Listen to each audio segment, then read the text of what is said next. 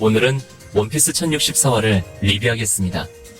이번 화의 제목은 에그헤드 실험 단계로, 표지에서는 아오키즈와 바노거가 푸딩을 납치했습니다. 이로써 1046화 표지에 카카오섬을 침입한 의문의 두 명이 아오키즈와 바노거로 밝혀졌고, 아오키즈는 쇼콜라 타운에 있는 모든 것을 얼린 뒤 푸딩을 납치한 것이네요. 참고로 아오키즈는 검은 수염에게 가담한 것을 넘어서 아예 동료로 들어가 검은 수염 해적단의 활동 중이었습니다. 아무튼 본편으로 넘어가 하트 해적단과 검수 해적단이 한창 싸웁니다. 로는 룸을 이용해 절단 기술을 사용했고, 티치도 지지 않으며 로에게 반격했습니다. 티치의 지지는 상당히 강력해 하트 해적단은 꼼짝도 못했고, 도크큐는 폭탄을 써 더욱 혼란을 가중시킵니다. 반면 바다에 잠수한 사치는 징배처럼 물대포를 발사해 적을 거세게 공격합니다. 그 뒤 잔발이 로우를 보호하면서 로는 티치의 몸에 칼을 꽂아 각성 기술로 타격을 주는데, 맷집이 좋은 티치도 로의 공격에 상당히 고통스러워합니다. 이 싸움에서 티치는 로가 각성했다는 것에 놀랐고, 바노거의 도움으로 재정비한 뒤 다시 로와 싸웁니다. 그 뒤 로의 각성 기술과 티치의 진동 공격이 충돌합니다. 그런데 티치가 암수를 사용해 로의 공격을 무력화시킵니다. 이처럼 검수 해적단과 하트 해적단이 치열하게 싸울 때 근처의 검은 수염의 배에 푸딩이 인질로 잡혔습니다. 이때 푸딩은 사만족의 세 번째 눈을 뜨며 마마가 살아있다면 네 입에서 어느 말도 안 나왔을 거야 라고 이 상황에 붕괴합니다. 그러자 검수 해적단은 우린 빅맘을 죽였던 사내와 싸우고 있다. 구시대 전설이 아직도 한자리하고 있다면 어떻게 시대가 진보하겠나 라며 푸딩을 비꼽니다. 이 시점 아카이누는 로와 검은 수염이 맞붙고 있다는 것을 듣습니다. 이제 장면은 베가펑크의 연구소가 있는 섬 에그헤드로 넘어가 루피 일행은 경찰관 쿠마를 피해 조용한 곳으로 숨습니다. 그리고 본인은 자신을 어린 소녀로 바꿀 뿐만 아니라 루피 일행의 나이도 바꿉니다. 46살이었던 징배는 어린아이로 되었고, 인간 나이로 17세인 척하는 노인이 됩니다. 반면 루피는 70살 노인으로 바뀝니다. 이어 본인은 쿠마가 당시에 종신형을 선고받았고 특별한 종족이라고 합니다. 이후 베가펑크의 폐차장에서 광선검을 발견한 보니 루피는 놀라움을 금치 못합니다. 한편 나미 일행은 릴리스를 따라 에그헤드의 연구실에 도착. 릴리스는 나미 일행에게 연구실에 들어가기 전 옷을 교체하라고 합니다. 나미 일행은 과학자 풍의 옷을 입었고, 상디는 징배처럼 하와이안 풍의 옷을 입습니다. 이때 상디는 나미와 로빈이 귀엽다고 하네요. 한편 조로와 브룩은 배에 남는데 조로는 릴리스를 믿지 않아 연구실에 가지 않았습니다. 그리고 챕터 마지막에 베가펑크 히로샤카가 나와 베가펑크가 곧 죽을 것이라고 드래곤에게 말합니다. 여기까지 1064화를 알아봤는데, 최근 아오키즈의 행보가 심상치 않습니다. 아오키즈는 악명 높은 검수 해적단의 동료가 되었을 뿐만 아니라 포트랜드에 쳐들어가 무고한 민간인들까지 얼리는 거친 모습을 보였습니다. 과거 아오키즈는 오하라의 민간인들을 공격하는 아카이누를 보며 저 멍청이만큼 과격하게 나갈 생각은 없어 라고 말했는데, 아오키즈의 유연하고 온건한 정의관이 어디로 갔는지 의문입니다. 도대체 어떤 이유와 목적으로 행동을 하는지 현재로서 설명이 굉장히 힘들고, 그의 모습만 보면 검수 해적단에 완전히 자리 잡은 해적입니다.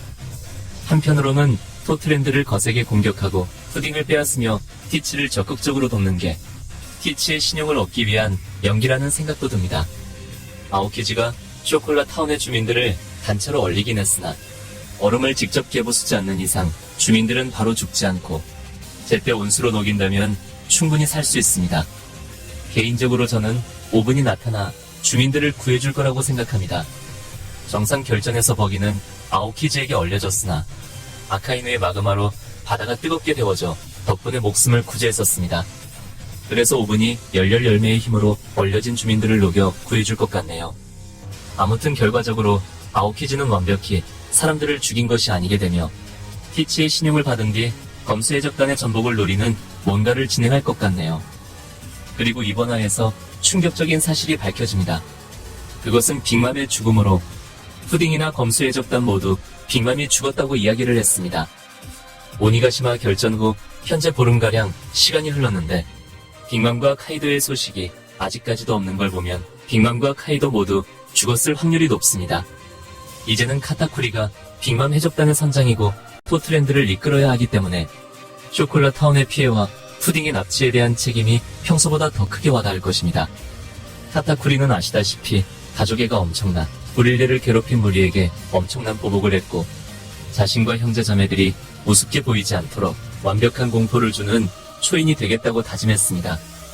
그리고 현재 동생 푸딩을 빼앗겨 굉장히 화난 상태이기 때문에 티치 해적단의 본부인 벌집 해적섬에 당장이라도 쳐들어갈 수 있습니다. 또는 티치가 싸우는 곳으로 가 로를 도와줄지도 모르겠네요. 다음은 로와 티치의 싸움으로 넘어가 로의 하트 해적단이 사왕 검수 해적단을 상대로 생각보다 잘 싸우고 있습니다. 티치는 흔들흔들 열매의 힘으로 강력한 지진 공격을 쓰지만 로의 각성 공격도 빅맘을 피토하게 만들 정도로 강한 충격파를 내기 때문에 로도 티치에게 파워적으로 밀리지 않습니다. 또 로의 부하들이 너무나 약하다는 평도 많았는데 이들도 생각 이상으로 선전하며 잘 싸우고 있습니다. 하지만 아직까지는 전초전에 불과해 싸우면 싸울수록 하트 해적단이 점점 불리해질 겁니다. 로의 각성 공격도 굉장한 위력을 가졌지만 이와 유사한 흰수염의 진동 공격도 티치의 어둠어둠 능력에 가볍게 막혔기 때문에 빅맘을 끝낸 기술인 펑처 빌레를 티치에게 직격으로 맞추지 않는 이상 이길 수 없다고 봅니다. 또 티치의 부하들이 로의 부하들을 쓰러뜨리지 않아도 뒷수습 전쟁에서 티치가 마르코 일당을 혼자 무찌른 것처럼 티치가 어둠어둠 열매의 힘을 본격적으로 발동해 모두 무찌를 것이라 봅니다.